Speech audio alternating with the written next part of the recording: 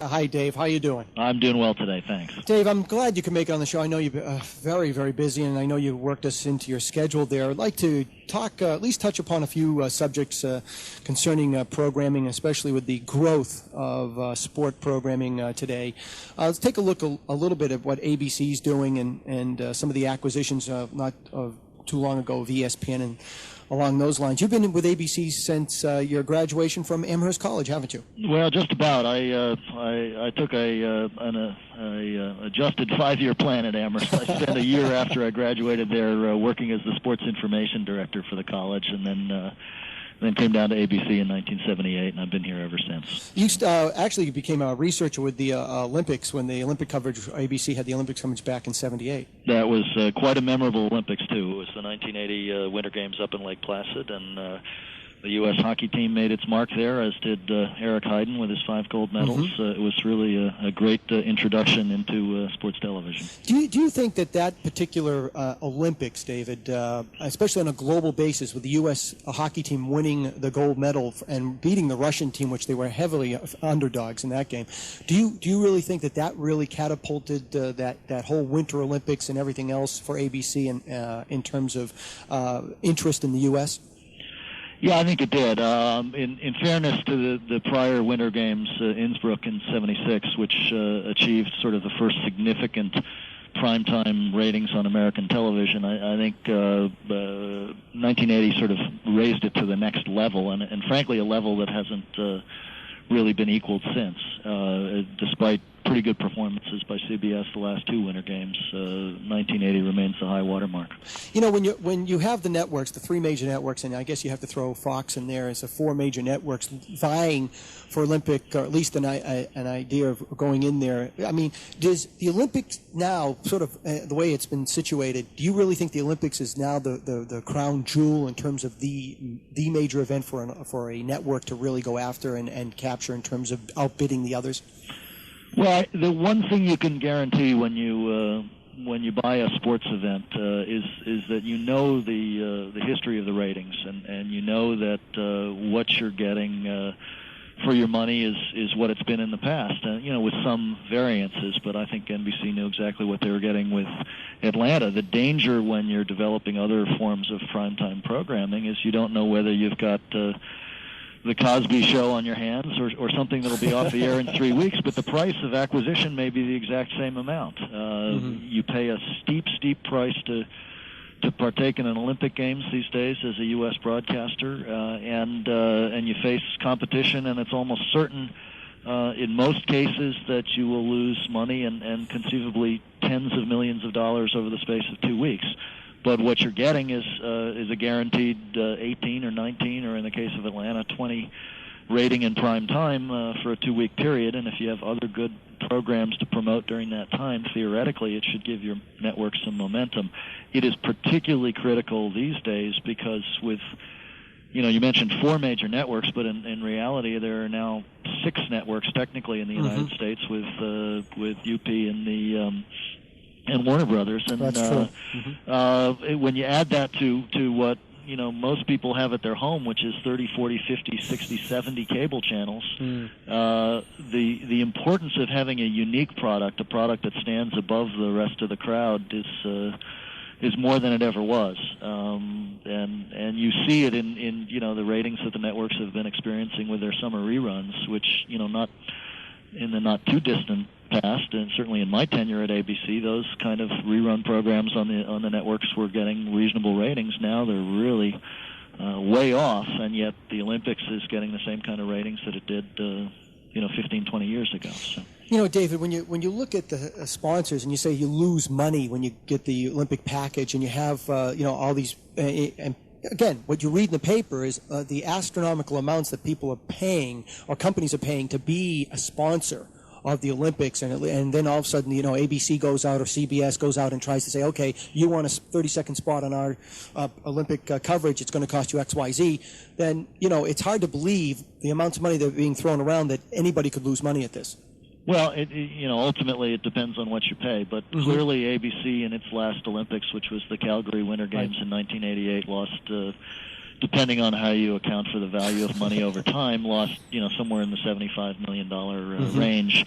NBC, I think, probably because the Atlanta Olympic Games were negotiated at a time when the marketplace was down and all the networks were losing money in their sports properties. NBC probably did make money, but their total revenue figure, despite the prices that they were charging, is well under the rights fee that they paid for the Sydney Summer Games coming up in 4 years' time. And in addition, there's the little factor of maybe $100 million or more in production expenses and hospitality expenses and so on. So you can lose money on anything if you spend too much money getting it on the air. That's for sure. Absolutely right. Now, it's funny. We were talking about the growth. I mean, you talked about the additional networks, but if you look at just the sports with ESPN, which ABC does own, and when you look at the ESPN2 with ESPN3 on the horizon, is there enough of a marketplace out there? And this is a question that we always talk about here at the station and with a lot of our listeners is there really enough of a marketplace out there for this continued expansion of the sports marketplace? Well, I think that there is probably a marketplace in terms of advertisers and or pay-per-view viewers to continue growing sports, maybe not at the rate that it's grown in the past 10 years, but to continue its growth. What is happening, however, is that sports viewing is over on any one event is becoming increasingly fractionalized, so that the ratings, for instance, for a particular tennis tournament or golf tournament or auto race or hockey game or basketball game on an individual case-by-case basis tend to have been eroding over the past 10 or 15 years. But that decrease is more than being made up for by the tremendous increase in the number of different outlets. I mean, not every sporting event on earth is televised yet, and until that point, my guess is someone's going to find a way to televise one more game every year at least. Absolutely. But, you're absolutely right. What I'd like to do, Dave, is carry you over to the next hour. I got a couple more questions to ask you, and then I think we could wrap this up. This is WBPS 890 AM, where we're big on Boston sports. We're talking to David Downs, Senior Vice President of Programming at ABC. This is Roland Regan. We'll be back right after these messages. Keeping up with the computer.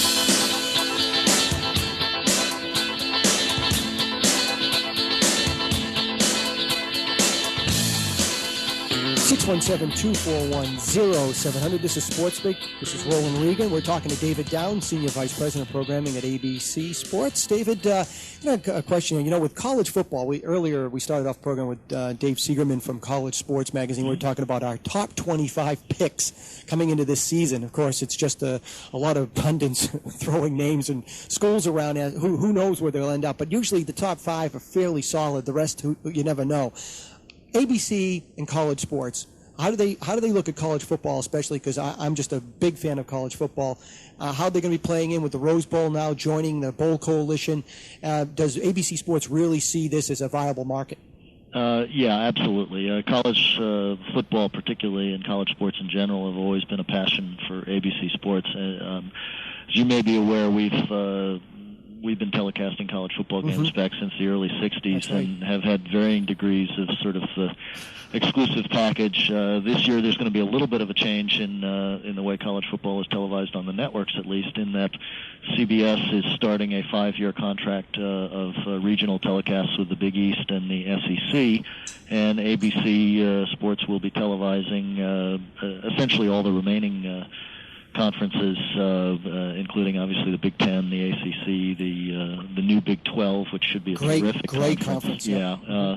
As well as the Pac-10 and the WAC and so on. Now we're probably going to be faced with some interesting challenges in the Boston area in trying to figure out which games to bring into that market, since we don't have access to the BC games, or at least the Big East Conference games, and featuring BC. So we're probably going to ship in some Penn State games, some Michigan games, and then just generally put in some of the more attractive games that we have on the schedule, basically the game that Keith Jackson works.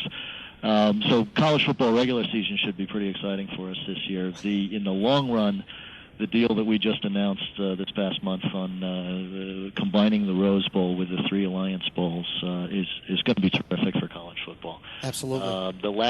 The current postseason format, which has attempted to create a national championship matchup every year, has an obvious Achilles heel, and that is that the Rose Bowl hasn't participated. And as you know, we came within a Michigan upset of Ohio State on the final game of the season from not having that true national championship game last year in the Fiesta Bowl. And the previous year, Penn State was clearly a co-number 1 or number 2 going into the final game, and they wouldn't have been matched up under that format. So by virtue of bringing the Rose Bowl into that alliance, we have secured a guaranteed national title game every year, and we think that's going to be absolutely terrific. The other aspect of the plan that I think was missing under the current postseason format is we've reinstated the traditional conference tie-ins, so that rather than suggesting that the Sugar Bowl is the game between the 4th and 6th place team in the nation, the Sugar Bowl will go back to being the game featuring the SEC conference champion against a worthy opponent, unless that champion is pulled out for the purpose of going to the national title game. So I think that's going to add some enjoyment back to the New Year's Day period, and I think it's high time for college sports to have that championship game, college football. I think in the long run, at some point, a true college football playoff system might ultimately prove even more exciting, but I think there's so many impediments to getting that organized now that this is the next best thing. Yeah, I think the way they've got it structured right now, I think works out. I think John Junker, who really has been at the catalyst of a lot of these things going on here, and it's been the impetus in terms of getting this thing going, has done a terrific job. I've had him on the show as well. David, in closing, and a lot of people would like to know, geez, you talk about regional games, and up here, Boston College does have a pretty good TV market. People do follow them fairly closely, and Notre Dame actually does very well up in this region too. How do you pick a game of the week in terms of regional broadcast or the national broadcast? Is it strictly on where they're currently in the in terms of national ratings, or you go in terms of what would really be the best draw for television? Well, I think we look at a number of factors when we try and pick a game. I mean, first of all, you want the game to be competitive on the field. I don't care how, whether a team's number 1 and undefeated. If they're not going to be playing a close game, it does us very little good to have a team win 45-7 or something like that. Second of all, we do look for the marquee television teams, and it's essentially the same teams every year. It's the USCs, the Penn States, Ohio State, Michigan, Alabama, you name it. Notre Dame. It's pretty easy to figure those teams out. And then finally, and this is where it gets a little tricky, and this is where I tend to draw the most amount of criticism. Finally, we have a very complicated set of rules by which we make our selections, and we don't really have the liberty to sit down on a Monday morning and say, okay, in a vacuum, what's the best game for this week? We clearly have to spread the wealth around. We have limitations on how many times we can select a certain school for broadcast, and we have obligations as to how many schools and how many conferences we have to select for broadcast. So it's not quite as easy as picking the best game on the best day. But the one good thing about college football and that selection process is, unlike the NFL, where the games are set at the beginning of the season for Monday Night Football, for instance, in college football we do have the luxury of noticing that a Virginia Tech is having a great season and trying to jump on that story. And that is something that is always a great source of joy here at ABC Sports, to be able to take part in that selection process and to follow the stories and watch them as they grow during the season. And so that's why we're always excited come college football time. As we are here too at WBPS. David, I've really enjoyed this. I hope to if we can get you on another time as the college football season unfolds. It'd be great. I'm really glad you've had the opportunity to come on here. Well, I'd love to, and if I can just make one final point in closing, there's a gang of us that grew up in New England that now live down in New York, and should we be worried that we're starting to pay attention to the Red Sox? They seem to be actually fairly hot right now, and I keep thinking, no, this can't be happening. I had written baseball off months ago. But. Well, we all do when the Red Sox had that swoon there. Now they're making a great comeback. This is usually the time of the year where they're falling apart. That's right. But hey, the Red Sox break our hearts every year, and that's just the way it is, being a New England baseball fan. They seem to be starting to do it again. David, this has been great. I appreciate it. Okay. We've been talking to David Downs, Senior Vice President of Programming at ABC. Coming up next is Tom Marino, the New Orleans Saints scout, on a previously taped interview. We'll be talking with Tom in a few moments. It's WPPS 890 AM, where we're big on Boston sports.